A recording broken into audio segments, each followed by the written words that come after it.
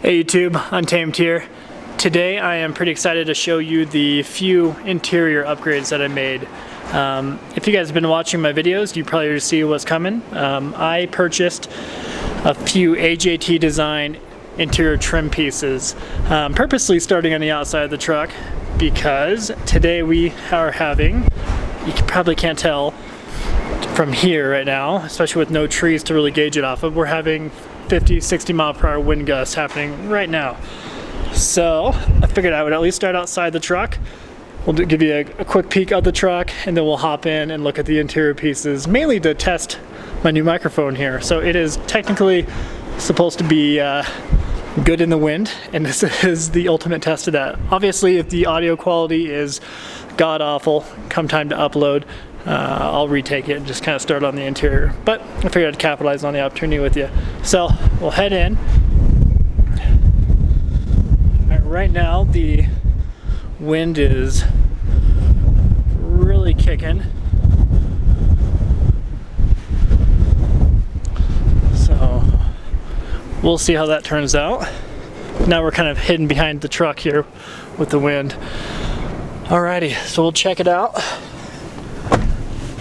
And there you have it. So here are the few additions I made.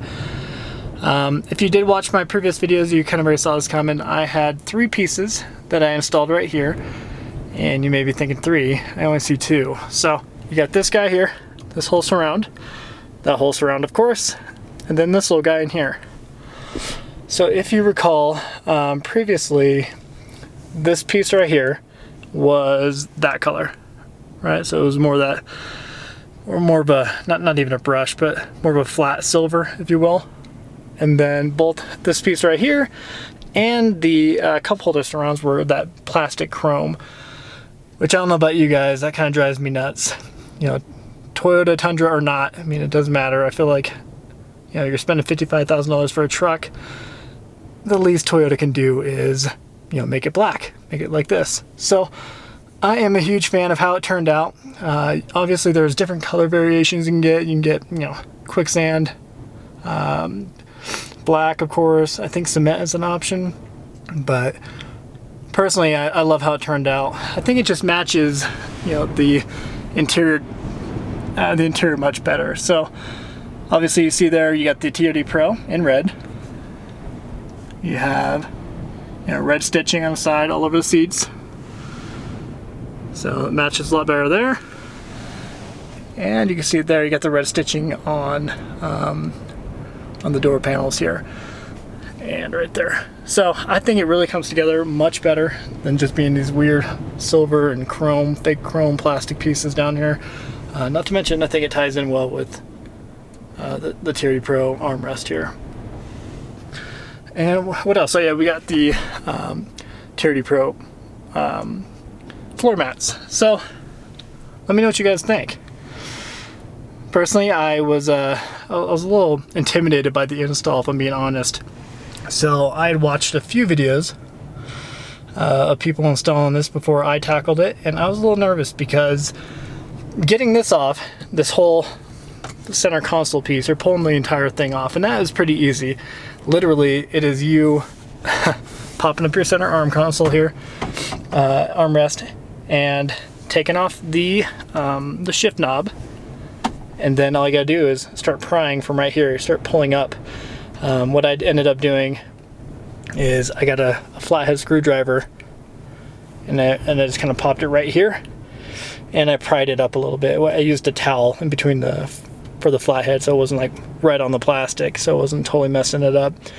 But that's what I did because I saw videos of other guys. Maybe I'm just not as strong as them, but the other guys were just like popping it up, no problem. But I couldn't do that, so I ended up just doing the flathead, and it worked super easy. So just a heads up if you guys end up doing that and you're like, well, how did they do that? So yeah, once you actually pry it up, you just end up putting a little bit of pressure on it, and it comes up pretty easy. The hardest part, the most daunting part I should say, was on this component here with the silver, the previous one.